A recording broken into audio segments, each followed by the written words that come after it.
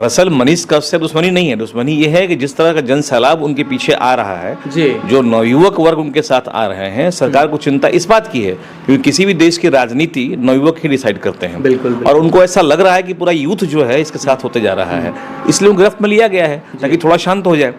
ऐसा कोई आतंकवादी नहीं है वो कि उसको एक गाड़ी में, बख्तरबंद गाड़ी में, उसको एक गमछे में पूरा मुंह लपेट के और ले जाया जा रहा है कोर्ट में और रो रहा है। ये तो बिल्कुल हास्यास्पद हो गया है। हमारे पूरे संवैधानिक अधिकारों का हनन हो रहा है। रूल इसलिए नहीं है, रूल को मिसयूज कर रहे हैं वो आज के डेट में, और मिसयूज वो नहीं कर रहे हैं बल्कि मिसयूज करवाया जा रहा है राजनयिकों के द्वारा। ऊपर से दबाव हो रहा है। और हमें इस बात में कोई संकोच नहीं है कहने में कि जिनको आपने चुन के बैठाया है वही तो कर रहे हैं कि सरकार इनको हो सकता है चुनाव तक अंदर रखे। चुनाव तक अंदर बिल्कुल, ये बिल्कुल पॉलिटिकल अरेस्ट इसका हुआ है। कोई ऐसा संगीन अपराध में उसको नहीं लाया गया है। तमिलनाडु में जो भी हुआ, चेन्नई में जो भी हुआ, इसके पहले जो भाजपा विधायक लोग और मंत्री लोग वहां जाके ड्रामा कर रहे थे, पुलिस ने एफआईआर क्यों नहीं किया? एक लड़का जो जाके वहां और ये दिखा रहा है कि मजदूरों पे किस तरह अत्याचार तमिलनाडु में हो रहा है और अहिंदी भाषियों के साथ किस तरह व्यवहार हो रहा है, अगर वो उसको उजागर कर रहा है, दिखा रहा है, तो ये एफआईआर का मुद्दा ये नहीं होता। जिस केस में गिरफ्तार किया गया है उसके खिलाफ मनीष ने हमने देखा था उनके बारे में कि उन्होंने कई पेपर कटिंग, कई मीडिया वालों का जो तमिलनाडु में हुआ है वो, कई लोगों का मेडिकल रिपोर्ट, ये सब चीज उन्होंने अपने पेश किया हुआ है। तो कहने का मतलब है कि इस चीज के लिए कभी हम उसको अरेस्ट नहीं कर सकते हैं। अच्छा। और नहीं उसको जेल में डाल। कोचिंग संचालक अगर इनको फंडिंग कर रहे हैं तो उस फंडिंग से कोई ऐसा आतंक भारत में नहीं हुआ है जी। कोई डिमोलिशन नहीं हुआ है, कोई शहर उड़ नहीं गया है, कहीं कोई बम विस्फोट नहीं कर दिया है। ये तो ये सब तो इम्पोज किया गया, ये पॉलिटिकल स्टंट है बिल्कुल, ताकि यूथ को रोका जाए। तो मनीष कश्यप का जो मुश्किलें हैं लगातार बढ़ते जा रही है। वहीं अभी हम देख रहे हैं आज का अपडेट जो है, खान सर समेत दर्जनों कोचिंग सेंटर को भी चाह रही है कि पुलिस उनसे पूछताछ करे कि फंडिंग कहां से आ रहा है। इन सभी चीजों पे बात करने के लिए पटना हाई कोर्ट के senior advocate S K Mishra sir हैं, इनसे मैं बातें करूंगा। सबसे पहले स्वागत है सर। बहुत बहुत धन्यवाद आपको और आपके दर्शकों को भी। जी सर, मनीष कश्यप का कितना मुश्किल बढ़ रहा है अभी? देखिए, मनीष कश्यप कोई आतंकवादी नहीं है, कोई टेररिस्ट नहीं है, वो एक स्वतंत्र फ्रीलांसर रिपोर्टर है, वो यूट्यूबर है वो। तो उसकी मुश्किलें बढ़ा के सरकार क्या कर लेगी उस पर? कोई ऐसा कोई मर्डर तो किया नहीं हो, बहुत बड़ा अपराध तो किया नहीं है वो, लेकिन एक नवयुवक जो सरकार के खिलाफ या जो हमारे यहाँ करप्शन हो रहा है उसके खिलाफ अगर आवाज उठा रहा है तो जन समर्थन भी उसको मिल रही है। बिल्कुल। और सरकार इस जन समर्थन से घबरा गई है। अच्छा। दरअसल मनीष कश्यप से दुश्मनी नहीं है, दुश्मनी ये है कि जिस तरह का जन सैलाब उनके पीछे आ रहा है जो नवयुवक वर्ग उनके साथ आ रहे हैं, सरकार को चिंता इस बात की है क्योंकि किसी भी देश की राजनीति नवयुवक ही डिसाइड करते हैं। बिल्कुल। और उनको ऐसा लग रहा है कि पूरा यूथ जो है इसके साथ होते जा रहा है, इसलिए वो गिरफ्त में लिया गया है ताकि थोड़ा शांत हो जाए। ऐसा कोई आतंकवादी नहीं है वो, जिस तरह से उसका पेश किया जा रहा है। कल हमने देखा न्यूज चैनल में कि उसको एक गाड़ी में, बख्तरबंद गाड़ी में, उसको एक गमछे में पूरा मुंह लपेट के और ले जाया जा रहा है कोर्ट में और रो रहा है।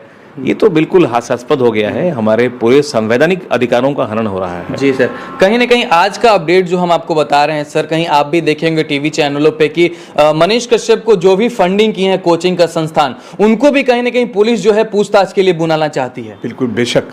फंडिंग किए हैं फॉर व्हाट पर्पस, किस काम के लिए? कहीं ना कहीं मनीष कश्यप जो है एडवर्टाइजमेंट करते हैं आईएएस संस्थानों का हो गया, कोचिंग का हो गया। उससे क्या अंतर पड़ता है? बाबा पतंजलि वाले रामदेव जी का कम एडवर्टाइजमेंट करते हैं जी, तो उनको ही फंडिंग कहीं ना कहीं से हो रहा होगा। शुरू में जब आया तो कहीं नहीं, जेल चले गए वो। ये सब इशू नहीं है। इशू ये है कि इन्होंने एक राजनायक के खिलाफ जो बयान दिया है, बस वही इशू इनका है। अब उसी में इनका जो पिछला एंटीसीडेंट है, जो ऐतिहासिक कुछ रहा होगा इतिहास इनका, उसको ये पुलिस खंगालेगी। इन पर केस बनाया जाएगा। अभी जो केस है तो मामूली सब है, मामूली सेक्शन सारे अवेलेबल हैं, बेल हो जाएगा। लेकिन सरकार इनको हो सकता है चुनाव तक अंदर रखे, चुनाव तक अंदर। बिल्कुल, ये बिल्कुल पॉलिटिकल अरेस्ट इसका हुआ है। कोई ऐसा संगीन अपराध में उसको नहीं लाया गया है। तमिलनाडु में जो भी हुआ, चेन्नई में जो भी हुआ, इसके पहले जो भाजपा विधायक लोग और मंत्री लोग वहां जाके ड्रामा कर रहे थे, पुलिस ने एफआईआर क्यों नहीं किया?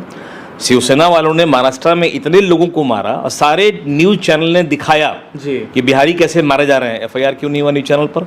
उसके पहले गुजरात में कई बिहारियों को और यूपी वालों को जबरन गाड़ी से उतार के मारा गया, एफआईआर क्यों नहीं उसके खिलाफ में? लेकिन एक लड़का जो जाके वहां और ये दिखा रहा है कि मजदूरों पे किस तरह अत्याचार तमिलनाडु में हो रहा है और अहिंदी भाषियों के साथ जी। किस तरह व्यवहार हो रहा है, अगर वो उसको उजागर कर रहा है, दिखा रहा है, तो ये एफआईआर का मुद्दा ये नहीं होता है जी। हाँ, लेकिन जो उन्होंने टारगेट किया एक पर्टिकुलर नाम को, ये ऑफेंस है। कहीं ना कहीं उन्होंने तेजस्वी यादव को खुलेआम चैलेंज किया था कि 180 दिनों में सरकार गिरा दें। ये गलत है, इसका समर्थन बिल्कुल नहीं होना चाहिए। जी। देखिए, संविधान आपको आर्टिकल 19A में 1 में जी। ये पूरी आजादी दी है, फ्रीडम ऑफ स्पीच हमारे पास में है। जी। आप अपने को एक्सप्रेस कर सकते हैं, अपने विचारों को रख सकते हैं, अपने को अभिव्यक्त कर सकते हैं, कहीं कोई अपराध इसमें नहीं है, क्योंकि ये संवैधानिक अधिकार आपका है। जी। इवन अगर आप प्रेस मीडिया वाले भी जी। हैं तो आर्टिकल 19(2) में आपको ये फ्रीडम है जी। कि आप देश में हो रहे जितने भी गतिविधियां हैं, अगर आप उससे असंतुष्ट हो या संतुष्ट हो, तो पब्लिक को आप अवेयर कर सकते हैं, दिखा सकते हैं। जी। ये अपराध नहीं है, ये हमारा संवैधानिक अधिकार है। जी। हाँ, लेकिन राज्यों को इसमें एक विशेष पावर दिया गया है कि वो अपने यहाँ कुछ संशोधन कर सकते हैं। अब राज्य के खिलाफ कुछ नहीं बोल सकते हैं, अच्छा। जिससे हमारा स्टेट के बीच में डिस्प्यूट पैदा हो जाए, कोई फॉरेन पॉलिसी हमारा अफेक्टेड ना हो आपके टेलीकास्ट करने से।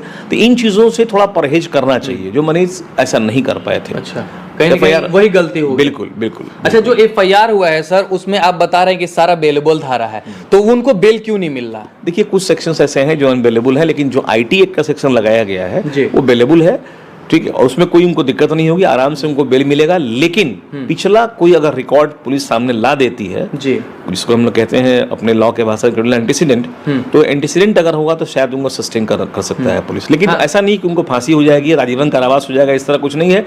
मैक्सिमम पनिशमेंट होगा, पनिशमेंट अगर होगा तब, वैसे तो होगा नहीं, अगर होगा तो मैक्सिमम 3 साल, उससे बेसी का नहीं है, उससे ज्यादा नहीं होगा। मैक्सिमम, अच्छा। उससे बेसी का नहीं है। लेकिन ये नौबत नहीं आएगी, क्योंकि मनीष के पास पुख्ता साक्ष्य है। जिस केस में गिरफ्तार किया गया है उसके खिलाफ मनीष ने हमने देखा था उनके बारे में कि उन्होंने कई पेपर कटिंग, कई मीडिया वालों का जो तमिलनाडु में हुआ है वो, कई लोगों का मेडिकल रिपोर्ट, ये सब चीज उन्होंने अपने पेश किया हुआ है। जी। तो कहने का मतलब है कि इस चीज के लिए कभी हम उसको अरेस्ट नहीं कर सकते हैं, अच्छा, और नहीं उसको जेल में डाल सकते। लेकिन कहीं ना कहीं ईओयू के जो टीम है लगातार जो कह रही है कि 15 दिनों के लिए इनको गिरफ्त में रखेंगे, सारे जांच करेंगे इन पे, पहले का भी जो है चिट्ठा खोलने की कोशिश कर रहे हैं। वो लोग चाह रहे हैं कि कहीं ना कहीं कैसे भी करके जेल में डलवा ही दे मनीष कश्यप। देखिए, ये पुलिस का मामला हो गया। जी। पुलिस इन्वेस्टिगेशन और इंटरवेंशन के लिए किसी को सस्टेन कर सकती है।